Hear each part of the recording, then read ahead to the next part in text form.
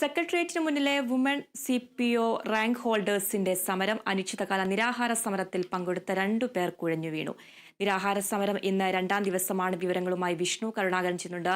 വിഷ്ണു, നിരാഹാര സമരം ഇന്ന് 2ാം ദിവസത്തിലേക്ക് എത്തി നിൽക്കുമ്പോൾ എന്താണ് ഇവരുടെ പ്രധാനമായിട്ടുള്ള ആവശ്യം? കൂടുതൽ വിവരങ്ങൾ എങ്ങനെയാണ്? 22 മുതൽ പരീക്ഷ എഴുതിയ ഉദ്യോഗാർത്ഥികളാണ് ഇപ്പോൾ പ്രതിഷേധിക്കുന്നത്.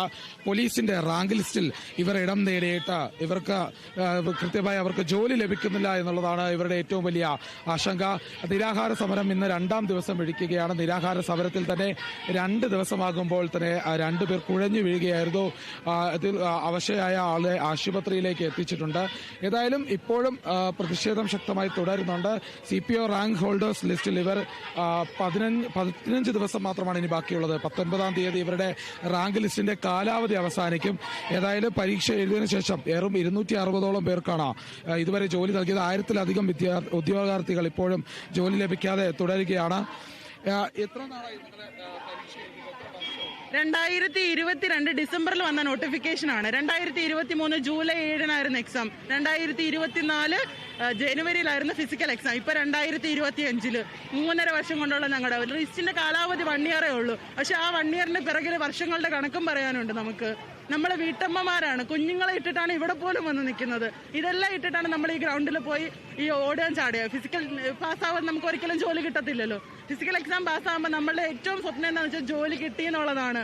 മെയിനായിട്ടും പറയും ലിസ്റ്റിലുള്ള എല്ലാവർക്കും നിയമനം നൽകാൻ പറ്റുമെന്ന്. പക്ഷേ ഏത് PSC നോട്ടിഫിക്കേഷൻ എടുത്താലും ഏറ്റവും കൂടുതൽ അപ്പോയിന്റ്മെന്റ് നടക്കുന്നത് വനിതാ സിവിൽ പോലീസ് ഓഫീസർ റാങ്ക് ലിസ്റ്റിനാണ്. പക്ഷേ ഈ വർഷം മാത്രം അവർ ലിസ്റ്റിന്റെ ഒരു 30% പോലും ആളുകളെ എടുത്തിട്ടില്ല എന്നുള്ളതാണ് സത്യാവസ്ഥ. 672ഓളം പേര് നിയമന ഇനി ബാലൻസ് കൊണ്ട് നമുക്ക് ഇതുവരെ ഒരു തീരുമാനം എടുത്തിട്ടില്ല. നമ്മുടെ ഏപ്രിൽ 19 മിഡ് നൈറ്റ് നമ്മുടെ ലിസ്റ്റിന്റെ കാലാവധി അവസാനിക്കുകയാണ്.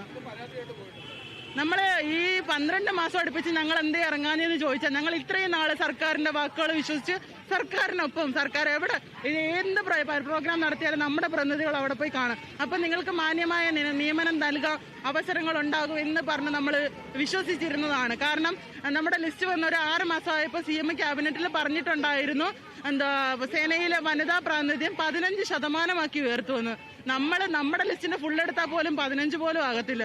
ഇനിയിപ്പോ സേനയിലെ വനിതാ പ്രാതിനിധ്യം ഒരു ലിസ്റ്റ് കൊണ്ട് എടുക്കാന്നുള്ളതായിരിക്കത്തില്ല. വർഷങ്ങൾ കൊണ്ട് അതെടുത്ത് 15% ആക്കാം. പക്ഷെ നമ്മുടെ ലിസ്റ്റിന്റെ 100%-ൽ ഒരു 27% പോലും നിയമനം നടന്നിട്ടില്ല എന്നുള്ളതാണ് സത്യാവസ്ഥ. 232 ഫ്രഷ് വേക്കൻസിയും 60 NJD വേക്കൻസികളുമാണ് നമുക്ക് റിപ്പോർട്ട് ആയിട്ടുള്ളത്.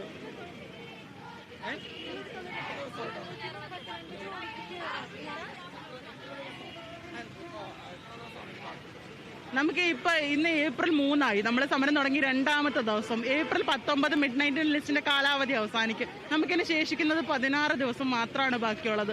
ഇന്ന് 4 പേരാണ് നിരാഹാരം കിടക്കുന്നത്. ഇന്നലെ സ്റ്റാർട്ട് ചെയ്തപ്പോൾ 3 പേര്, ഇന്ന് ഒരാളും കൂടി നിരാഹാരം തുടങ്ങിയിട്ടുണ്ട്. ഇനിയിപ്പോ പോകെ ഞങ്ങൾ എല്ലാവരും നിരാഹാരത്തിലേക്ക് എത്തും. ഇവിടെ ഓൾമോസ്റ്റ് ഇത്രയും ചൂടും ഈ പൊടിയും എല്ലാം സഹിച്ച് നമ്മൾ ഇവിടെ കിടക്കുന്നുണ്ട്. ഇതിൽ പലരും നമ്മൾ ഉച്ചയ്ക്ക് പോലും ഭക്ഷണം കഴിക്കുന്നില്ല. ഒരു നേരമൊക്കെയാണ് ആഹാരം കഴിക്കുന്നത്.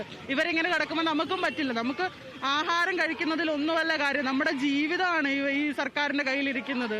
നമുക്കിത് അവസാനിക്കാൻ ആകെ 16 ദിവസങ്ങൾ മാത്രമേ ഉള്ളൂ.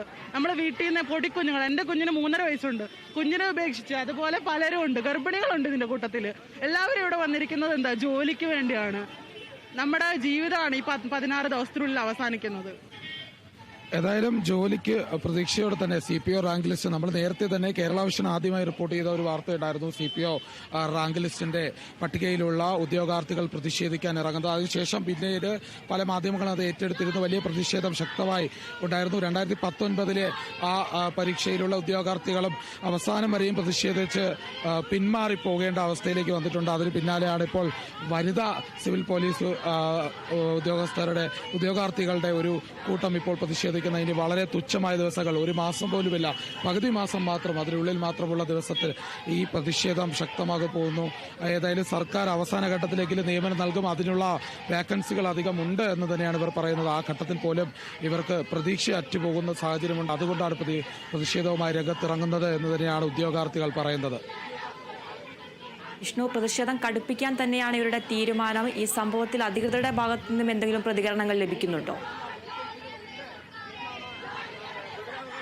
അധികൃതരോട് പരാതി പറഞ്ഞിട്ട് കാര്യമില്ല എന്ന് തന്നെയാണ് പ്രതിഷേധക്കാർ പറയുന്നത്. പ്രതിഷേധവുമായി പോകുമ്പോഴും അധികൃതർ ഒരിടത്തും ഒരു ഉറപ്പും നൽകിയിട്ടില്ല. ഇങ്ങനെ പ്രതിഷേധം തുടരുന്ന സമയത്തും വളരെ ചുരുങ്ങിയ സമയം മാത്രം കൈകളിലുള്ളപ്പോൾ ഒരു പ്രതീക്ഷ നശിച്ചു പോയത് കൊണ്ട് തന്നെയാണ് ഇവർ രംഗത്തിറങ്ങുന്നത്. ഈ നിരാഹാര സമരവുമായി രംഗത്ത് വരുന്നതിന്റെ കാരണം അത്തരത്തിലുള്ള അവസ്ഥയിലേക്ക് ഇവർ പോകാനുള്ള കാരണം അത് തന്നെയാണ്. അവസാന ദിവസങ്ങളിൽ എങ്കിലും സർക്കാർ കണ്ണു തുറക്കുമെന്നുള്ള പ്രതീക്ഷ.